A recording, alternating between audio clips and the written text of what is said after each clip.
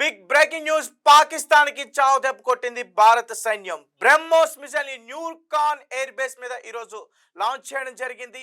ఈ దెబ్బ తట్టుకోలేక పాకిస్తాన్ లో ప్రజలందరూ కూడా పరుగులు తీస్తున్నారు. ఎస్, ఎందుకంటే నూర్ఖాన్ ఎయిర్ బేస్ దగ్గర అణు అస్త్రాలు 7 వరకు కూడా ఉన్నాయి పాకిస్తాన్ కి సంబంధించింది. ఈ బ్రహ్మోస్ మిసైల్ వేయడం వల్ల అందులో ఉన్న ఒక అణు బాంబు ఏమైనా పేలిందా, ఆ రేడియేషన్ వల్ల అక్కడ ప్రజలందరూ కూడా భయాందోళనకి గురవుతున్నారా, వాళ్ళందరూ కూడా అక్కడి నుంచి పారిపోతున్నారా?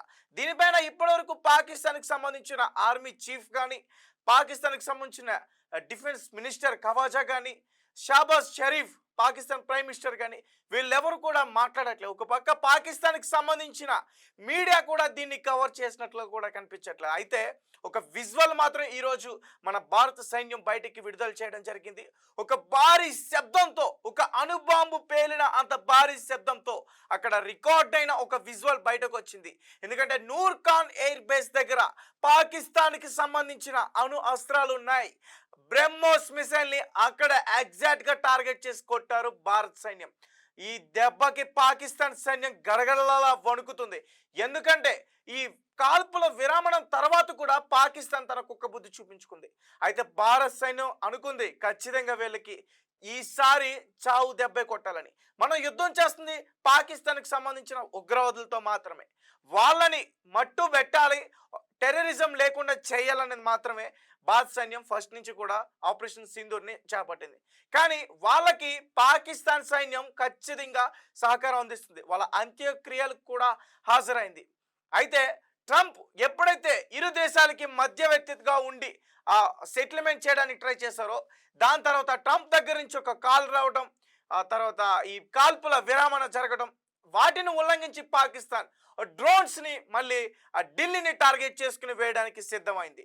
అయితే దానిని మన భారత సైన్యం S-400 తో మిసైల్స్ తో వాటిని తిప్పుకొట్టింది. ఇప్పుడు తాజాగా పాకిస్తాన్ ఎయిర్ బేస్ నాశనం అయిపోయింది, మొత్తం ధ్వంసం అయిపోయింది. అసలు వాళ్ళు మాకేం కాలేదంటూ యుద్ధంలో మేము గెలిచామంటూ సంబరాలు చేసుకుంటున్న పాకిస్తాన్. కరాచీ బాగానే ఉంది, ఇస్లామాబాద్ బాగానే ఉంది, అయితే లోహర్ కూడా బాగానే ఉంది. మరి ఇస్లామాబాద్కి దగ్గరలో ఉన్న ఈ పాకిస్తాన్ నూర్ఖాన్ ఎయిర్ బేస్ మాత్రం పూర్తిగా ధ్వంసమైంది. ఆ విజువల్ చూస్తేనే మనకు అర్థమవుతుంది పాకిస్తాన్కి మన భారత సైన్యం ఎలాంటి దెబ్బ కొట్టారంటే చావు దెబ్బే కొట్టారని ఖచ్చితంగా చెప్పొచ్చు. ఒకసారి పూర్తి విషయాలన్నీ అందించడానికి మా ప్రతినిధి ఆదిత్య లైన్ లో ఉన్నారు. ఒకసారి ఆయనతో మాట్లాడే ప్రయత్నం చేద్దాం. ఆదిత్య, చెప్పండి, ఏంటి పాకిస్తాన్ పరిస్థితి ప్రస్తుతం? అక్కడ రేడియేషన్ ని తట్టుకోలేకపోతున్నారు, ఆ భారీ పేలుడికి అక్కడ భూమి కూడా కంపించిందంటూ కూడా చెప్తున్నారు.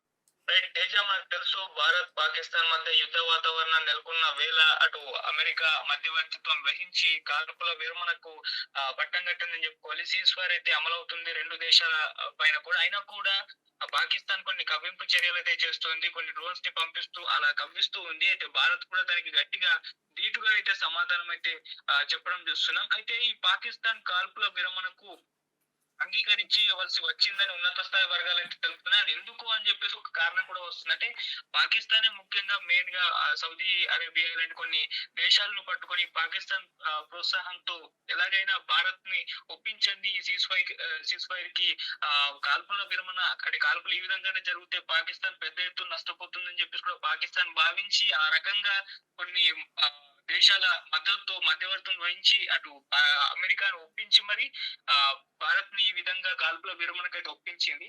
అయితే అసలు ఏం జరిగిందని చూసుకుంటే బ్రహ్మోస్ సూపర్ సోనిక్ క్రూయిజ్ క్షిపణులను ఉపయోగించి బహుళ వైమానిక స్థావరాలపైన దాడి చేయడానికి భారతదేశం తీసుకున్న నిర్ణయాత్మక చర్య ఈ పాకిస్తాన్ కాల్పుల విరమణకు వాళ్ళు ఆ రకంగా విధంగా ప్రయాణం చేయాల్సి అయితే వచ్చిందని చెప్పేసి ఉన్నత స్థాయి వర్గాలు చెప్తున్నాయి. పాకిస్తాన్ తన ఫతాటు బాలిస్టిక్ క్షిపణులతో న్యూఢిల్లీని లక్ష్యంగా చేసుకోవడానికి ప్రయత్నించిన తర్వాత అటు భారతదేశం కూడా బ్రహ్మోస్ ఉపయోగించి వీటిని హర్యానాలోని సిర్సా సమీపంలోని S-400 ఎయిర్ డిఫెన్స్ సిస్టమ్ అడ్డగించి కూల్చివేయడం జరిగింది. ఇస్లామాబాద్ నుండి కేవలం 10 కిలోమీటర్ల దూరంలో ఉన్న రావల్పిండిలోని చక్లాలోని అత్యంత పటిష్టమైన నూర్ ఖాన్ వైమానిక స్థావరంతో సహా బహుళ వైమానిక స్థావరాలను భారతదేశం లక్ష్యంగా చేసుకుంది. యుద్ధంలో భారతదేశం బ్రహ్మోస్ ను ఉపయోగించడం ఇదే మొదటిసారి అని కూడా చెప్తున్నారు. Sukhoi Su-30 MKI fighter jet లో బ్రహ్మోస్ ను అమర్చారు. ఇది నూర్ఖాన్ అంటే చక్లాల అంటారు. దీని దగ్గర ఉన్న వైమానిక స్థావరంతో సహా దేశంలోని అనేక కీలక సైనిక స్థావరాలు మరియు వైమానిక స్థావరాలను లక్ష్యంగా చేసుకుందని కూడా వర్గాలు అయితే చెప్తున్నాయి. చక్లాలతో పాటు పాకిస్తాన్ లోని ఇతర వైమానిక స్థావరాలపై రఫీకి దీన్ని షోర్కోట్ అంటారు, మురీద్ దీన్ని చక్వాల్ అంటారు, రహీం యార్ ఖాన్, సుక్కూర్, దునియా దీన్ని కసూర్ అంటారు. ఈ విధంగా వీటన్నిటిపైన దాడి చేయడానికి బ్రహ్మోస్ అయితే ఉపయోగించారు. అంతేకాకుండా పసూర్ మరియు సియాల్కోట్ లోని కీలకమైన రాడార్ ఇన్స్టాలేషన్ పైన కూడా దాడి చేశారు. స్కార్డు, బొలారి, జకోబాబాద్ మరియు సర్గోదాలోని వైమానిక స్థావరాల్లో కూడా పెద్ద నష్టం అయితే జరిగినట్లు ఒక నివేదిక అయితే వెల్లడించింది. సో ఈ స్థాయి నష్టం జరిగింది కాబట్టి పాకిస్తాన్ భారీ పెద్ద దెబ్బ తగిలింది. సో ఇది ఇప్పటికి ఇంకా ఆగకపోతే కూడా పాకిస్తాన్ పూర్తి స్థాయిలో నష్టపోయే ఛాన్స్ ఉందని వాళ్ళు కూడా భావించారు. సో ఈ నేపథ్యంలోనే అమెరికా అధ్యక్షుడు కూడా డొనాల్డ్ ట్రంప్ జోక్యం చేసుకోవడంతో పాటు రెండు దేశాల మధ్య శత్రుత్వం పెరిగింది అని ఆయన శనివారం ట్రూత్ సోషల్ లో కూడా తన పోస్ట్ లో భారతదేశం మరియు పాకిస్తాన్ పూర్తి మరియు తక్షణ కాల్పుల విరమణ కూడా అంగీకరించారని కూడా ఆయన పేర్కొన్నారు. అందుకు తగ్గట్టుగా ఆయన ట్వీట్ కూడా చేశారు. తర్వాత భారత విదేశాంగ కార్యదర్శి విక్రమ్ మిశ్రీ రెండు దేశాల DGMOలు శనివారం సాయంత్రం 5 గంటల నుండి భూమి, గాలి మరియు సముద్రంలో అన్ని కాల్పులు మరియు సైనిక చర్యలను ఆపడానికి అంగీకరించాయని కూడా ప్రకటించారు. అయితే కొన్ని గంటల తర్వాత పాకిస్తాన్ కాల్పుల విరమణను ఉల్లంఘించింది. ఇంతకుముందు చెప్పినట్టు అది సీజ్ ఫైర్ అమలైన తర్వాత కూడా వాళ్ళు కవ్వింపు చర్యలకు పాల్పడ్డారు, కొన్ని కాల్పులు జరిపారు, వాళ్ళు సీజ్ ఫైర్ ని ఉల్లంఘించారని కూడా చెప్తున్నారు. దీనికి కూడా భారత్ గట్టి జవాబు అయితే ఇచ్చింది. అయితే బ్రహ్మోస్ అనేది అధిక పేలుడు శక్తి కలిగిన సాంప్రదాయ వార్హెడ్ తో కూడిన దీర్ఘ శ్రేణి రామ్జెట్ సూపర్ సోనిక్ క్రూయిజ్ క్షిపణి ఇది.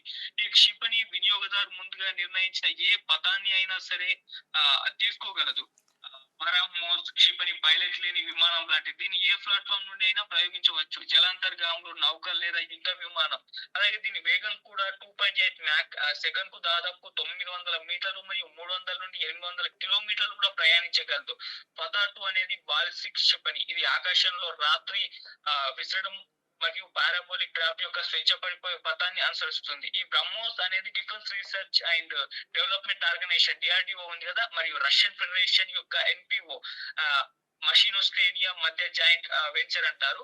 వారు కలిసి బ్రహ్మోస్ ఎయిర్ స్పేస్ ని కొత్తగా ఏర్పాటు చేశారు. సో ఆదివారం లక్నోలో కొత్త బ్రహ్మోస్ సౌకర్యాన్ని కూడా ప్రారంభించారు. సో ఇటువంటివి మన దగ్గర ఉన్నాయి కాబట్టి పాకిస్తాన్ కూడా కాస్త భయపడి వెనకడుగు వేసింది. ముందు నుంచి కూడా ఎప్పుడు కూడా భారతదేశ పైచేయి ఉండడం చూస్తున్నాం. సో ఈ నేపథ్యంలో ఇటువంటివన్నీ కూడా ఈ బ్రహ్మోస్ అనే అధిక పేరు శక్తి కలిగిన దీన్ని కూడా ప్రయోగిస్తే ఇక పాకిస్తాన్ ఉండదేమో అన్న భావంతో వాళ్ళు కూడా ఈ సీజ్ ఫైర్ ఒప్పుకోవాల్సి వచ్చేసింది. అంటే వాళ్ళే ముందుగా ప్రపోజల్ పెట్టారు. అన్ని దేశాలు కొన్ని దేశాలని రిక్వెస్ట్ చేసుకొని భారత్ ఎలాగైనా ఒప్పించండి అని చెప్పేసి కాళ్ళ బేరానికి వచ్చారని కూడా చెప్తున్నారు. ఇది ఇంటర్నల్ గా జరిగిన వ్యవహారం అని కూడా చెప్తున్నారు. సో ఓపెన్ గానైతే అమెరికా మధ్యవర్తిత్వం వహించి మేము వీళ్ళిద్దరి మధ్య ఒప్పందాన్ని కుదిర్చి సీజ్ ఫైర్ ఏర్పాటు చేస్తామని చెప్తున్నారు. కాకపోతే ఇంకో వర్గం మాత్రం ఈ పాకిస్తాన్ కావాలని రిక్వెస్ట్ చేసుకుని భారత్ నొప్పించి సీజ్ ఫైర్ కి ఒప్పుకుందని చెప్పేసి చెప్తున్నారు. సో ఏదేమైనా మరి ఈ చర్య పైన కొంతమంది అసంతృప్తి కూడా వ్యక్తం చేస్తున్నారు. భారతదేశంలో చాలా మంది వరకు నెటిజన్స్ లో పోస్టులు కూడా పెట్టారు. ఇదే ఊపులో భారత్ పాకిస్తాన్ పైన దాడి చేసి POKని స్వాధీనం చేసుకుంటే బాగుండేది, ఉగ్రవాదాన్ని కంప్లీట్ గా రూపుమాపుకుంటే బాగుండేది, అనవసరంగా సీజ్ ఫైర్ ఒప్పుకుంది అని చెప్పేసి కూడా కొంతమంది అసంతృప్తి వ్యక్తం చేస్తూ పోస్టులు కూడా పెట్టారు. కాకపోతే మామూలుగా యుద్ధంలోకి దిగిన తర్వాత ఎప్పుడు ఎండ్ అవుతుందో తెలియని పరిస్థితి ఒకటైతే ఉంది. మనం చూసాం ఉక్రెయిన్ రష్యా వారు స్టార్ట్ అయ్యి 3-4 సంవత్సరాలు అయితే గడుస్తుంది. ఆ రకంగా హమాస్ ఇజ్రాయెల్ మధ్య యుద్ధాలు కూడా జరుగుతూ ఉన్నాయి. ఎందుకు ఆడైతే దానికి పడడం లేదు. సో అదే మళ్ళీ భారత్ పాకిస్తాన్ విషయంలో కూడా జరుగుతుందేమో భావించి నిర్ణయం తీసుకున్నారని కూడా కొంతమంది విశ్లేషకులు అయితే చెప్తున్నారు. సో ఏదేమైనా ఇప్పుడు సీజ్ ఫైర్ ఏర్పడడం, కాల్పుల విరమణ జరగడం, సో కొంత ఒప్పందాలు అయితే జరిగే అవకాశం అయితే ఉంది. మరి ఎటువంటి ఒప్పందాలు చేసుకుంటారనేది కూడా చూడాలి. సో దీన్ని ఉద్దేశించే వాళ్ళ రాత్రి 8 గంటలకు కూడా ప్రధాని నరేంద్ర మోదీ గారు ప్రెస్ మీట్ అయితే పెట్టబోతున్నారు. మరి సీజ్ ఫైర్ గల ముఖ్య కారణాలు ఏంటో ఆయన వెల్లడించే అవకాశం ఉంది. చూద్దాం ఆయన ఏం చెప్తారు. దీనికి సంబంధించి మరిన్ని వివరాలు అయితే ఇస్తారు ఆయన. Right, thank you Aditya. Thank you. So Pakistan తోక ముడుచుకుందనే చెప్పుకోవాలి. ఎందుకంటే ఈ కాల్పుల విరమణ తర్వాత కూడా వాళ్ళు భారత్ పైకి కాల్పులు జరిపారు. మరి భారత్ సైన్యం ఊరుకుంటుందా? బ్రహ్మోస్ మిసైల్ని వాళ్ళని టార్గెట్ చేసి వాళ్ళ ఎయిర్ బేస్ మొత్తం కూడా ధ్వంసం చేశారు. ఈ విషయంలో మన త్రివిధ దళాలకి హ్యాట్స్ ఆఫ్ చెప్పాలి, సెల్యూట్ చెప్పాలి. ఎందుకంటే పాకిస్తాన్ కవ్వింపు చర్యలకు పాల్పడుతుంది. ఒక పక్క ఈ పాకిస్తాన్ ప్రైమ్ మినిస్టర్ ఎన్సీఏ దగ్గరికి వెళ్ళి కలిసారు ఈ న్యూక్లియర్ వెపన్స్ గురించి డిస్కస్ చేయడానికి, అంటే భారత్ని భయపెట్టడానికి. మరి ఇప్పుడు భారత్ న్యూక్లియర్ కాదు, బ్రహ్మోస్తోనే పాకిస్తాన్కి ఒంటేలు పడేలాగా చేసింది భారత్ని ఎదుర్కోవాలంటే పాకిస్తాన్ దగ్గరున్న సైన్యం సరిపోదు. పాకిస్తానే కాదు, పాకిస్తాన్కి సంబంధించి ఎవరైతే సపోర్ట్ చేస్తున్న దేశాల యొక్క వాళ్ళ బలం కూడా సరిపోదు. ఎందుకంటే పాకిస్తాన్కి సపోర్ట్గా రష్యా ఉంది, పుతిన్ ఉన్నాడు. మరి ఇలాంటి టైంలో కూడా పాకిస్తాన్ భారత్తో యుద్ధం చేస్తుందా? కాల వేళ్ళ పడి దేశాలని అడుక్కొని మనతో యుద్ధం చేయలేక భారత్ని ఒప్పించినట్టు కూడా ప్రయత్నం చేసిన పాకిస్తాన్కి మామూలు దెబ్బ కొట్ల, చావు దెబ్బ కొట్టాం. మనం గెలిచాం, కానీ సంబరాలు వాళ్ళు చేసుకుంటున్నారు. పాపం వాళ్ళకి ఆ విషయాలు తెలియదు. ఎందుకంటే పాకిస్తాన్కి సంబంధించిన వాళ్ళు ఎవరు కూడా వాటి గురించి మాట్లాడట్లే. పూర్తిగా ధ్వంసమైన 7 అణు ఆయుధాలు ఉన్న ప్లేస్లో మా దగ్గర అణు ఆయుధాలు ఉన్నాయి, వాటితో మేము భారత్ పైన అటాక్ చేస్తాం, భారత్ అంతు తెలుస్తూ ఉంటూ కూడా మాట్లాడిన పాకిస్తాన్ ఈరోజు అదే అణు స్థావరాలపైన బ్రహ్మోస్ మిసైల్తో కొట్టారు భారత్ సైన్యం. ఖచ్చితంగా ఒకవేళ ఆ అణు బాంబే కనుక పాకిస్తాన్కి సంబంధించిన ఆ అణు బాంబే కనుక పేలుంటే ఆ దెబ్బ 25 ఏళ్ళ వెనక్కి వెళ్ళే అవకాశం ఉంటుంది పాకిస్తాన్. మరి చూద్దాం. దీని గురించి రాత్రికి నరేంద్ర మోదీ గారు 8 గంటల సమయంలో ఒక ప్రెస్ మీట్ని అయితే ఏర్పాటు చేయబోతున్నారు. సో దాంట్లో మరి ఆయన ఏం మాట్లాడతారనేది కూడా మొత్తం భారతదేశం మొత్తం కూడా ఎదురు చూస్తుంది.